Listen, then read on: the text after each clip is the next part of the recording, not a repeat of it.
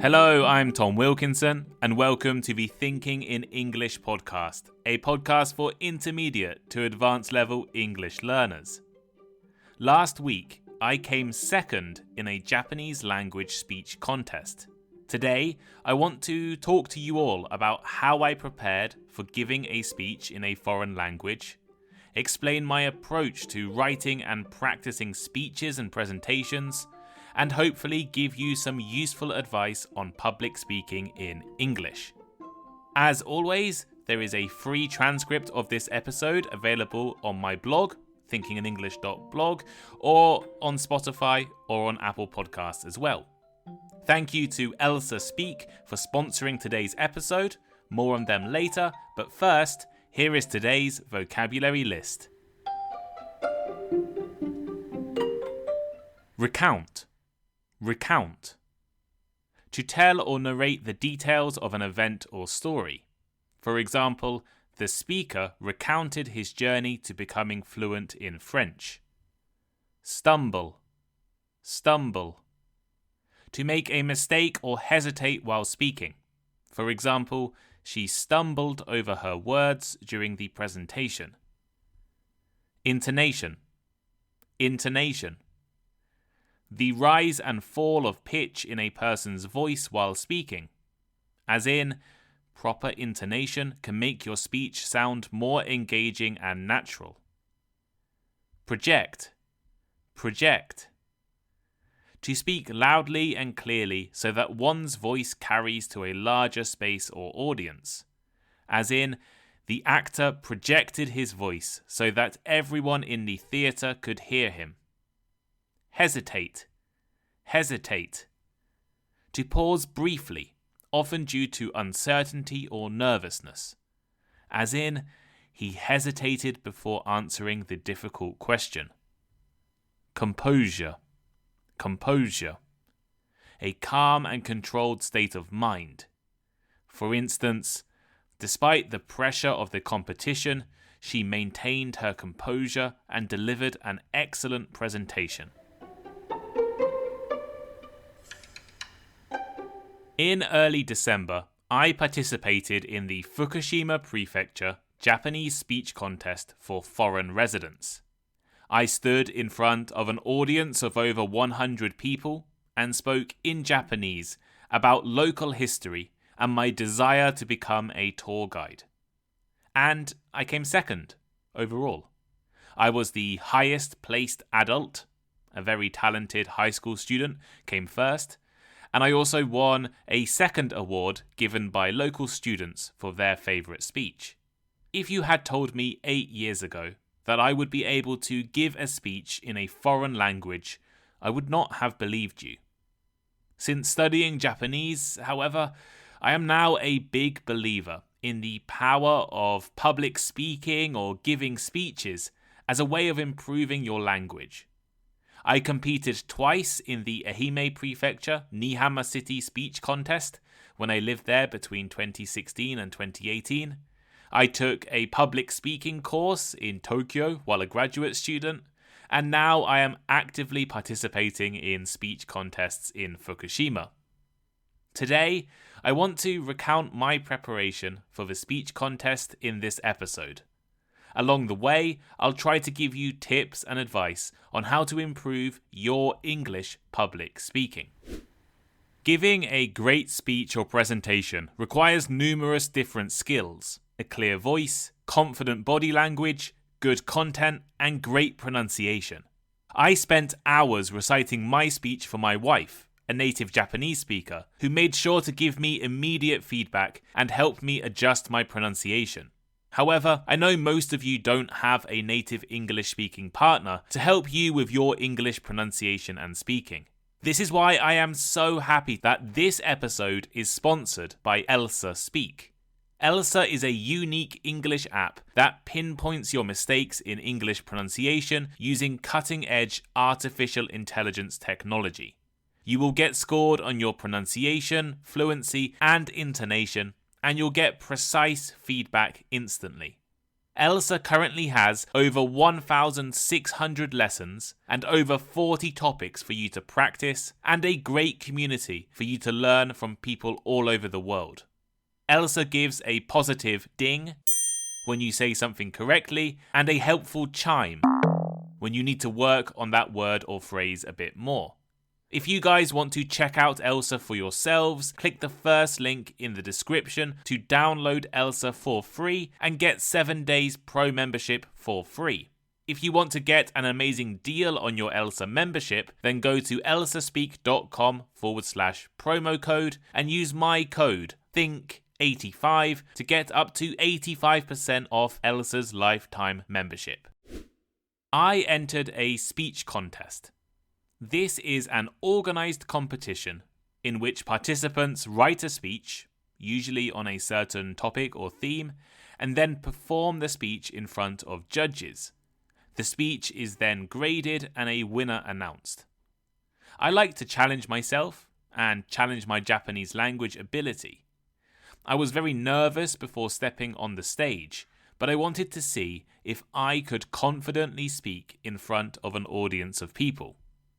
While speech contests are a manufactured place to give a speech, they do force us to practice a vital language skill, public speaking.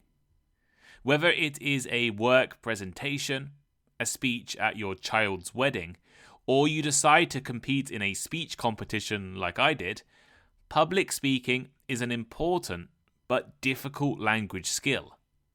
The ability to speak clearly and engagingly, as well as display confident body language, is something I think we should all be focusing on improving. I want to tell you all about my efforts to improve my Japanese public speaking.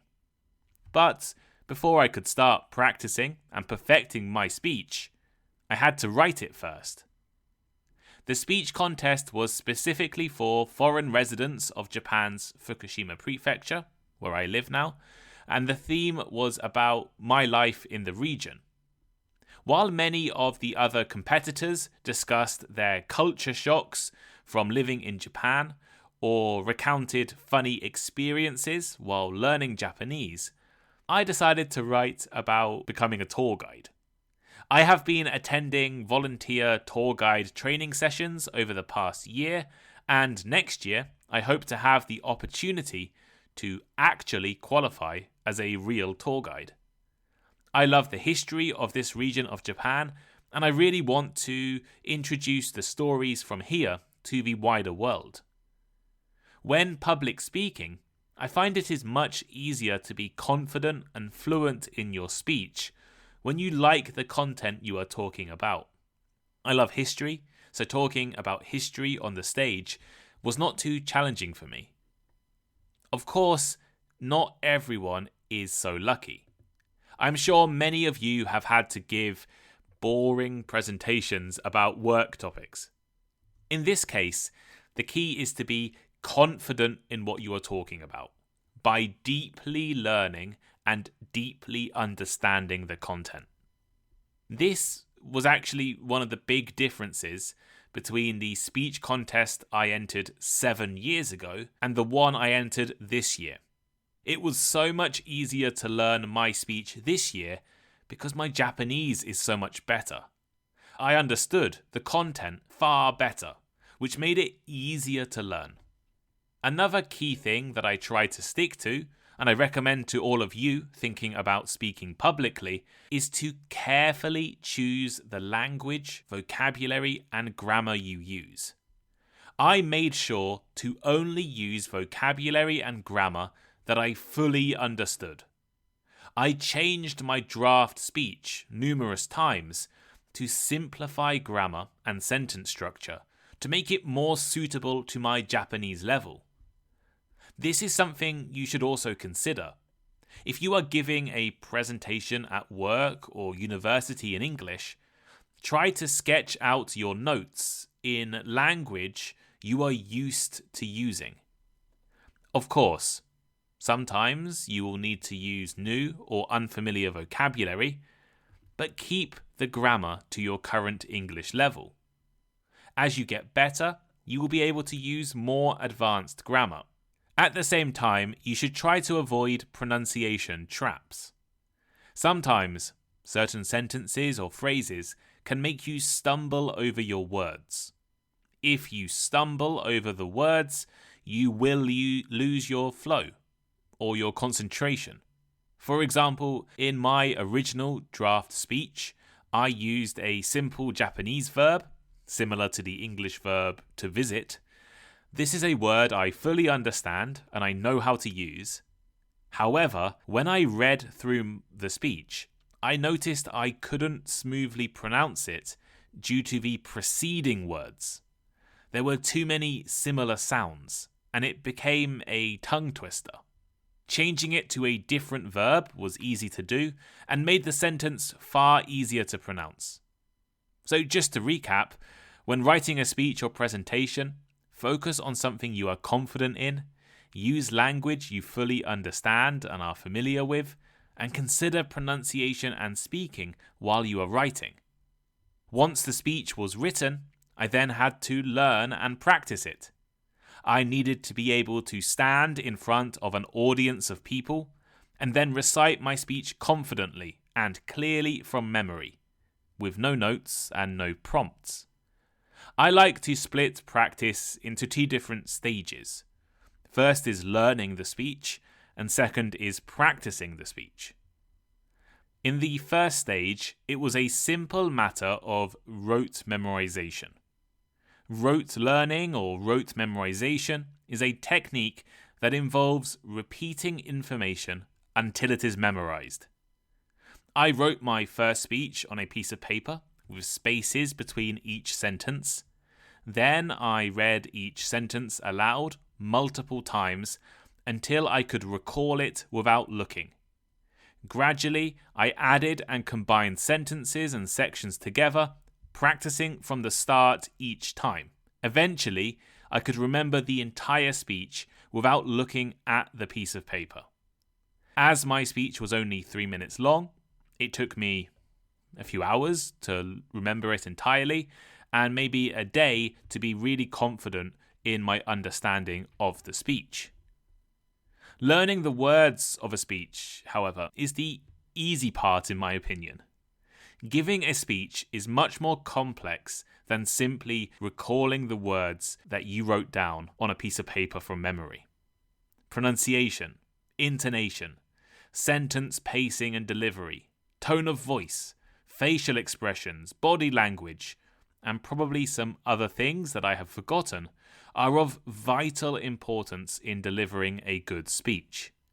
Hopefully, once I get a high-quality recording of my speech, I'm planning to make a video comparing my final speech at the contest with an earlier practice version I did at my local Japanese class. The difference is striking.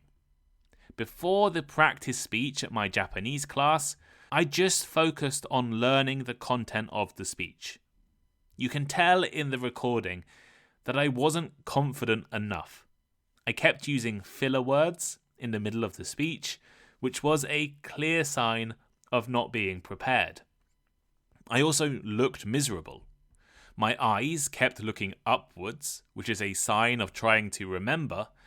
My speech was a little flat in delivery, and I made a few mistakes. And my intonation and stress was incorrect on quite a few words. In my final speech, I was so much better. There were no filler words. I looked out at the audience with confident body language and projected my voice clearly.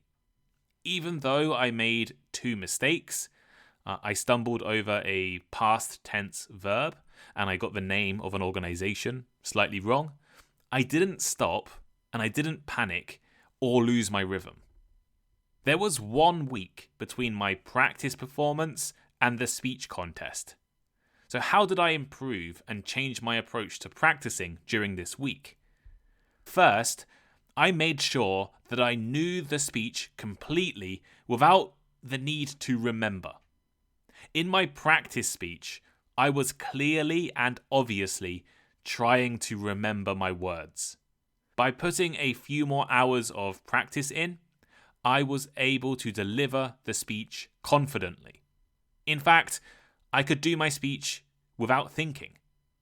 I also practiced a few different varieties of my speech. I noticed that if I made a mistake, it tended to happen in the same parts of the speech, usually between the sections or chunks of information that I had learned. Therefore, I made sure I was comfortable in making changes to the speech if I made a mistake.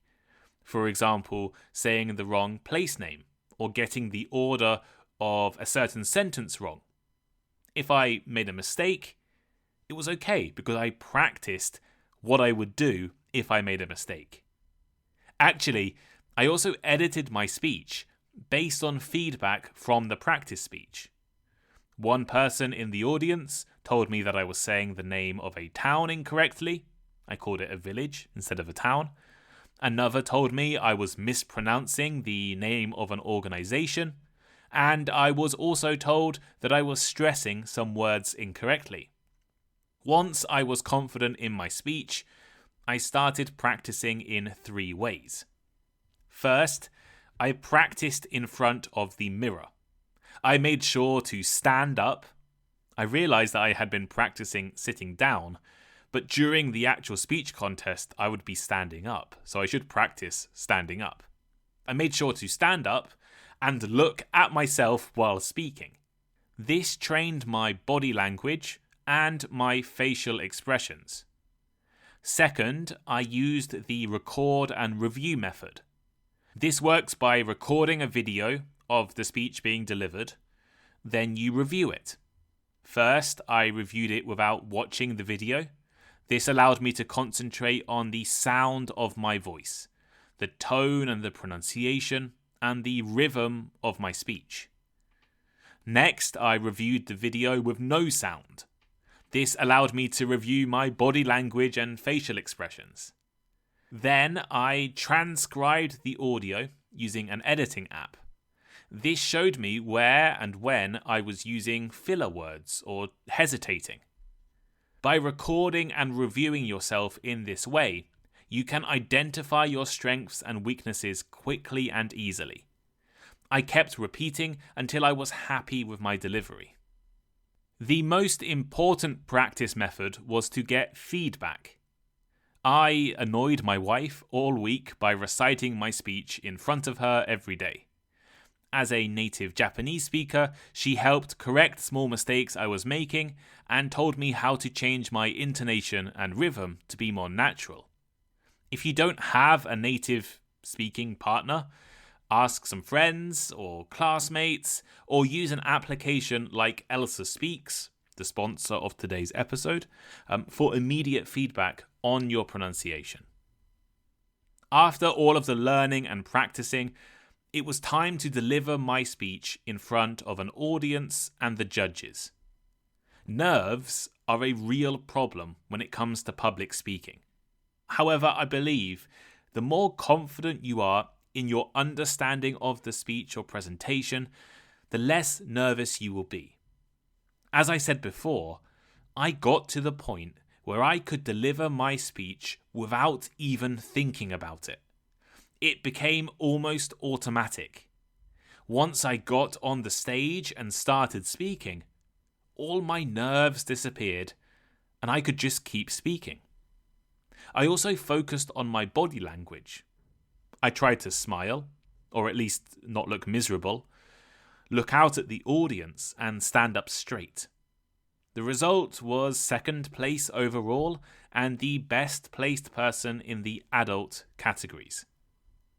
What lessons did I learn from my experience, and what lessons can I communicate to all of you to help you speak publicly?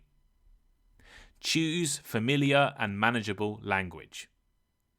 When speaking publicly, use vocabulary, grammar, and phrases that you fully understand and are comfortable with. Avoid overly complex structures that may cause mistakes or make you hesitate. Simplify pronunciation challenges.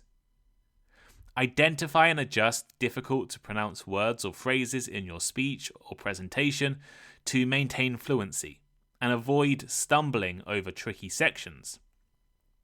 Master the speech through repetition. Divide your speech or presentation into sections, memorize each part through repetition, and gradually combine them. Once you've memorized it, practice delivering it until it feels natural and automatic. Review and refine through feedback. Practice in front of others, record yourself, and seek feedback. Use this feedback to refine your pronunciation, your body language, and your overall delivery. And keep practicing until you are happy with the result. Focus on confident delivery. Nervousness decreases with preparation. When presenting, focus on confident body language, smiling, standing tall, making eye contact, and a steady, clear voice. Mistakes happen, but maintaining your rhythm and composure is key. So here is today's final thought. Today I have recounted my experience of participating in a Japanese language speech contest. Hopefully it has inspired some of you to try speaking in English in public and given you some useful tips and advice for planning your own speeches or presentations.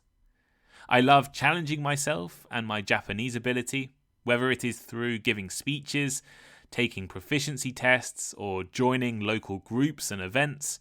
I want to constantly improve. How about you?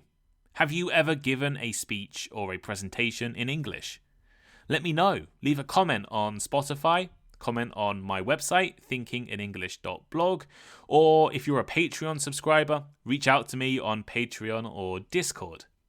Thank you all so much for listening, and thank you to Elsa Speaks for sponsoring today's episode. If you're interested in checking out Elsa, click the link in my description of this episode and you can get 7 days free pro membership. And then you can get a lifetime discount using Think85. Thank you all so much for listening, and I'll speak to you next time.